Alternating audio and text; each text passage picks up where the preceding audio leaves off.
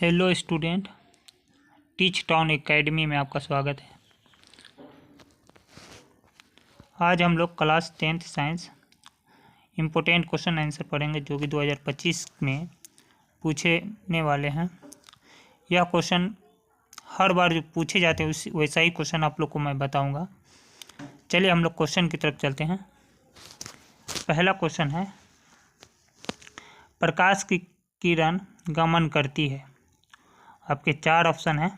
इसका सही ऑप्शन का सही उत्तर है सीधी रेखा में।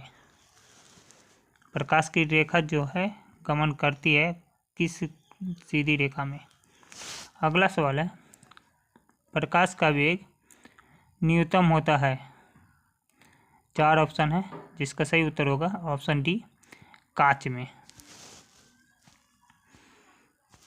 अगला सवाल है, मोटर गाड़ी के चालक के सामने लगा रहता है। मोटर गाड़ी के सामने कौन सा दर्पण लगा रहता है? तो इसमें 4 ऑप्शन है जिसका सही उत्तर हो जाएगा ऑप्शन बी, उत्तल दर्पण। अगला सवाल है, मोटर कार के हेडलाइट में किसका प्रयोग होता है? तो मोटर कार के हेडलाइट में जो प्रयोग होता है वो है अवतल दर्पण का। ऑप्शन सी इसका सही उत्तर होगा, अवतल दर्पण। अगला सवाल है, समतल दर्पण द्वारा बना प्रतिबिंब होता है। तो सही उत्तर हो जाएगा ऑप्शन बी, काल्पनिक।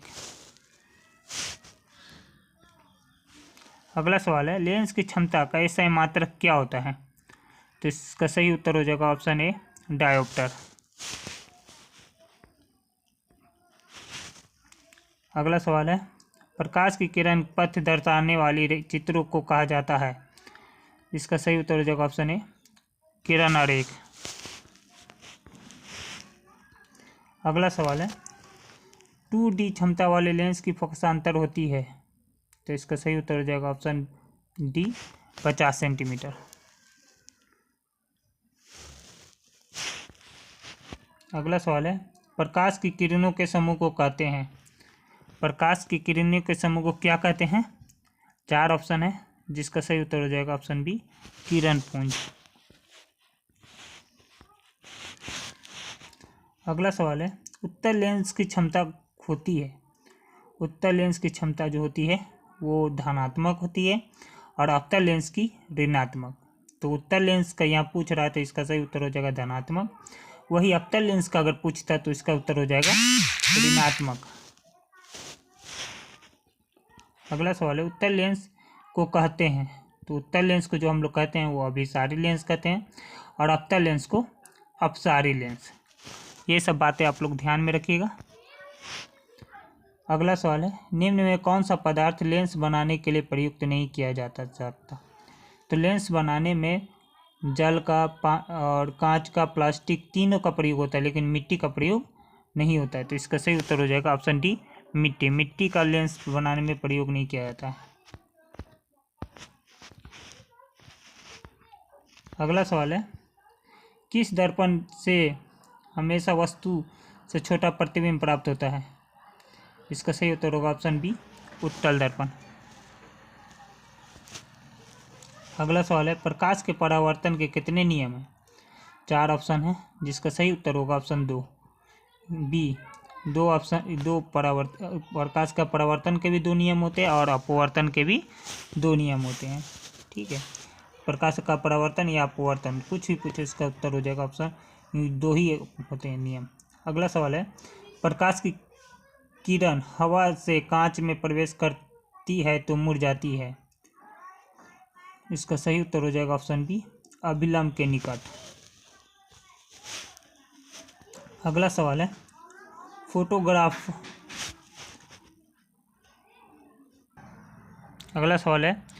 फोटोग्राफी कैमरा का अभिदृश्य होता है।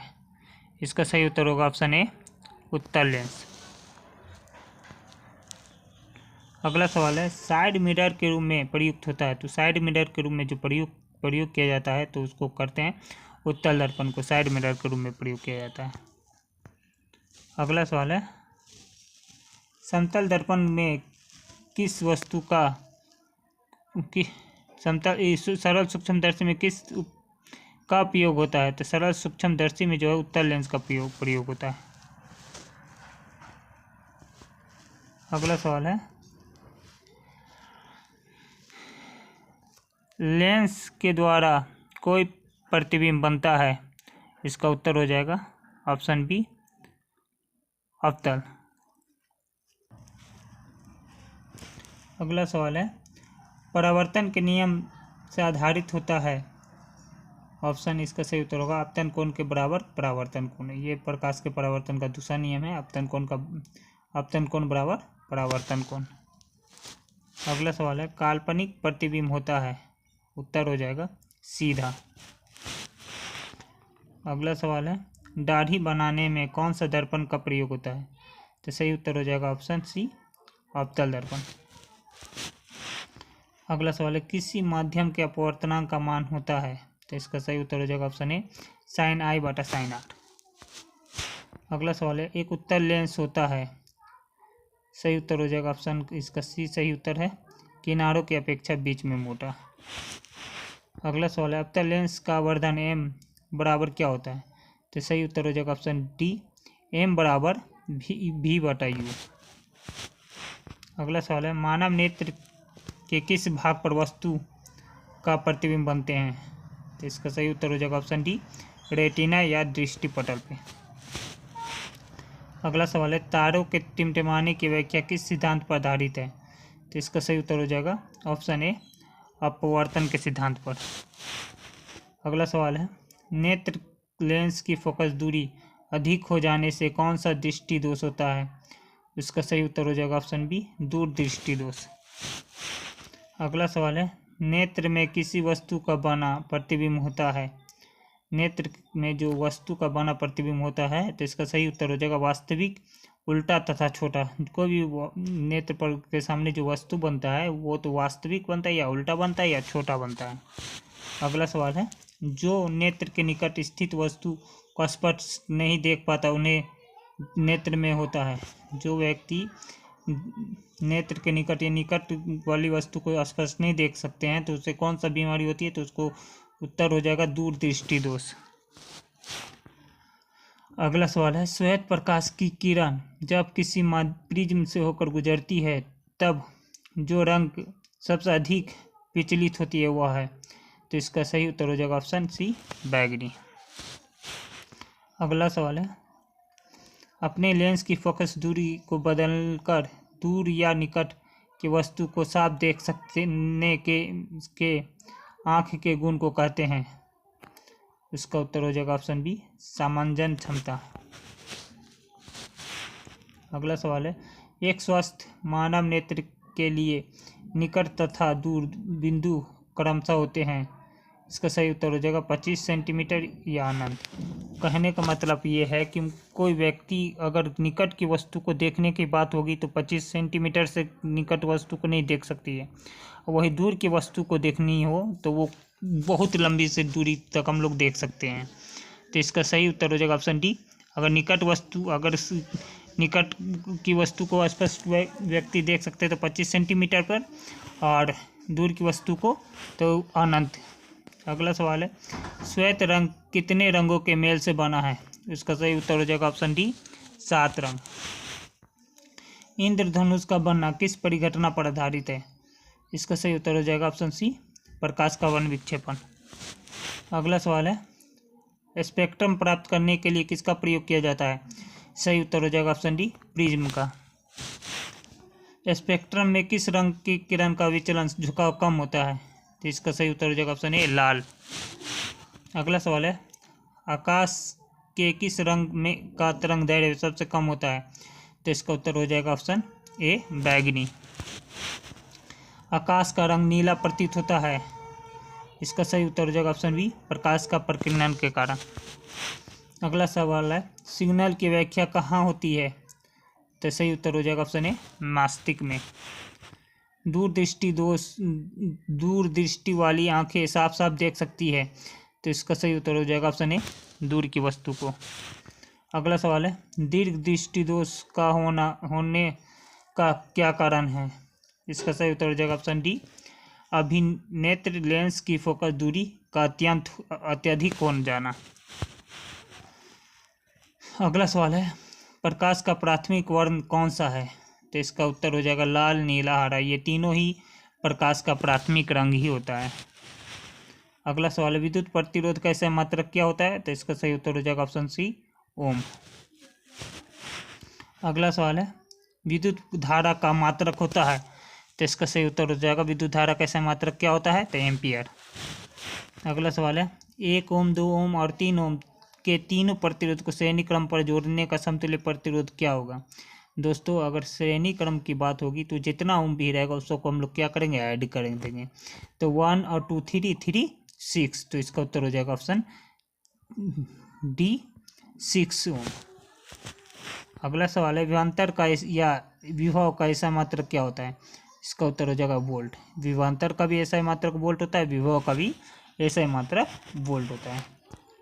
अगला सवाल है विद्युत शक्ति का मात्रक क्या होता है? तो विद्युत शक्ति का ऐसा मात्रक जो होगा वाट हो जाएगा। आवेश का ऐसा मात्रक क्या होता है? तो इसका उत्तर हो जाएगा आवेश का ऐसा मात्रक कूलम्ब होता है।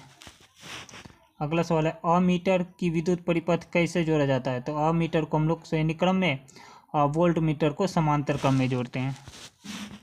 विभवांतर मापने वाले यंत्र को क्या कहते हैं? तो विभवांतर मापने वाले को वोल्ट मीटर और करंट मापने वाले यंत्र को अमीटर कहते हैं। ओम के नियम में किसका मान अचर राशि होती है? तो ताप पर अचर राशि होती है। इसका सही उत्तर हो जाएगा ऑप्शन बी।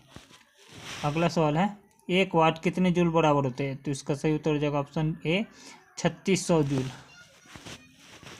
अगला सवाल है ताप बढ़ने पर चालक का प्रतिरोध? तो इसका सही उत्तर हो जाएगा जब ताप बढ़ता है तो चालक का प्रतिरोध भी बढ़ जाती है। इलेक्ट्रॉन पर आवेश होता है, इलेक्ट्रॉन पर आवेश कितना होता है? तो सही उत्तर हो जाएगा 1.6 इंटू 10⁻19, 10⁻19 कूलम्ब होगा। अगला सवाल है 1 किलोवाट घंटा किसके बराबर होता है? तो इसका सही उत्तर हो जाएगा सी, 3.6 इंटू 10⁻6 जूल। अगला सवाल है डायनेमो किस द्वारा बदला जाता है? तो सही उत्तर हो जाएगा ऑप्शन ए, यांत्रिक ऊर्जा को विद्युत ऊर्जा में। चुंबकीय बल क्षेत्र का ऐसा मात्रक क्या होता है? तो इसका सही उत्तर हो जाएगा ऑप्शन डी, न्यूटन प्रति एम्पियर मीटर। अगला सवाल है डायनेमो का सिद्धांत आधारित है? तो इसका सही उत्तर हो जाएगा विद्युत चुंबकीय प्रेरण पर। ग्लोबल वार्मिंग के लिए उत्तरदायी गैस है? तो सही उत्तर हो जाएगा ऑप्शन ए सी, CO2। अगला सवाल है जीवाश्म ईंधन का उदाहरण है? तो जीवाश्म ईंधन जो है कोयला, लकड़ी, गोबर गैस तीनों ही जीवाश्म ईंधन के उदाहरण है। तो इसका उत्तर हो जाएगा इनमें से सभी। अगला सवाल है नवीकरणीय ऊर्जा का स्रोत है? तो सही उत्तर हो जाएगा ऑप्शन बी, सौर ऊर्जा। अनवीकरणीय ऊर्जा का स्रोत है? तो इसका सही उत्तर हो जाएगा जीवाश्म ईंधन। सरदार सरोवर बांध किस नदी पर बना है? तो इसका सही उत्तर हो जाएगा option C, Narmada. Silver chloride का रंग कैसा होता है? तो सही उत्तर उसका है ए, श्वेत। श्वसन किस प्रकार का अभिक्रिया है? तो इसका सही उत्तर हो जाएगा उपचयन। बेकिंग सोडा का रासायनिक सूत्र क्या है? तो NaCHCO3। सही उत्तर हो जाएगा ऑप्शन सी, NaHCO3। अगला सवाल है बेकिंग सोडा का रासायनिक नाम क्या है? तो सही उत्तर हो जाएगा option B, sodium hydrogen carbonate. अगला सवाल है धोने का सोडा का रासायनिक सूत्र क्या है? तो सही उत्तर हो जाएगा option A, Na2CO3 into 10H2O। अगला सवाल है चींटी के डंक और नेटन के डंक में कौन सी अम्ल पाया जाता है? सही उत्तर हो जाएगा ऑप्शन डी, मेथोनोइक अम्ल। लैक्टिक अम्ल का प्राकृतिक स्रोत है? तो सही उत्तर हो जाएगा ऑप्शन डी, ए, दही। अगला सवाल है स्ट्रिक अम्ल का प्राकृतिक स्रोत है? तो इसका उत्तर हो जाएगा संतरा या नींबू। अगला सवाल है सभी अम्लों में पाया जाता है? तो सही उत्तर हो जाएगा ऑप्शन बी, हाइड्रोजन। अम्लों में क्या पाया जाता है? तो हाइड्रोजन।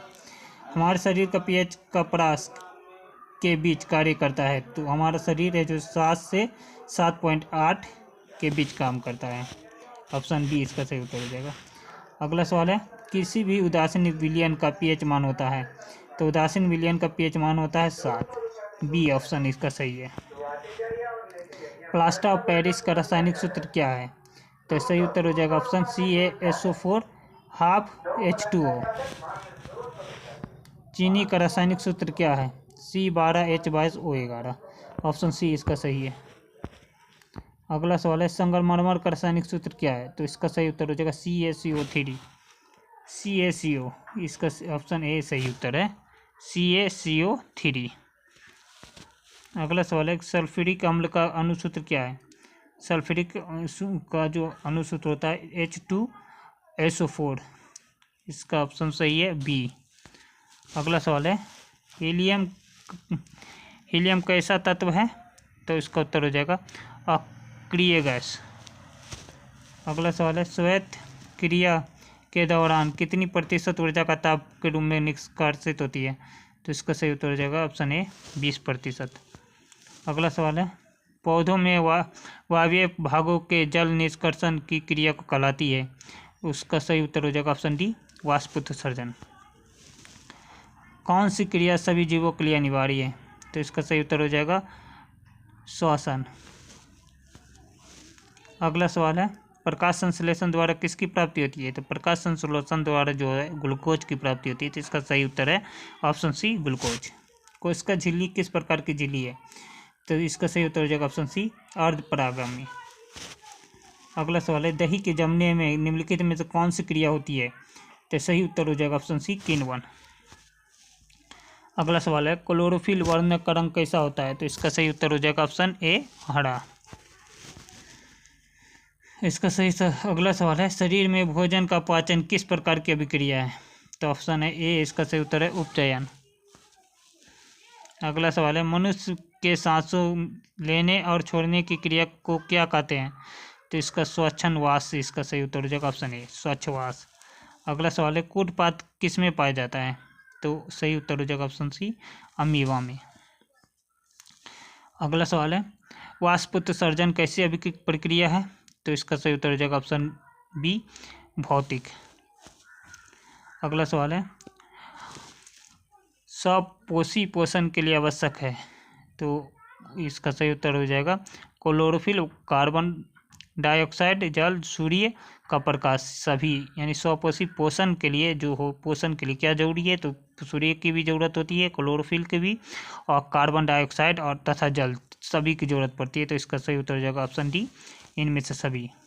अगला सवाल है प्रकाश संश्लेषी अंगक है? तो हरित लवण। इसका सही उत्तर हो जाएगा ऑप्शन बी। अगला सवाल है ग्वाइटर या अथवा घेगा पनपता है? ग्वाइटर या घेगा किसके कारण पनपता है? तो सही उत्तर हो जाएगा ऑप्शन बी आयोडीन की कमी से। अगला सवाल है शरीर की प्रधान नियंत्रण ग्रंथि को कहा जाता है? तो इसका सही उत्तर हो जाएगा ऑप्शन बी पीयूष ग्रंथि।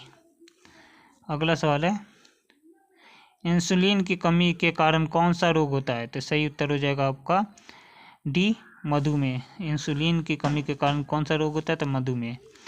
अगला सवाल है पुष्पी पादप में लैंगिक जनन होता है? उसको उत्तर हो जाएगा ऑप्शन बी फूलों द्वारा। अगला सवाल है मैकुलन द्वारा प्रजनन किस में होता है? तो सही उत्तर हो जाएगा ऑप्शन बी ईस्ट में। अगला सवाल है द्विखंडन होता है? सही उत्तर है अमीबा में। अगला सवाल है एड्स रोग का प्रमुख कारण है? तो एड्स रोग का जो प्रमुख कारण है असुरक्षित यौन संपर्क भी है और भी बहुत सारे हैं।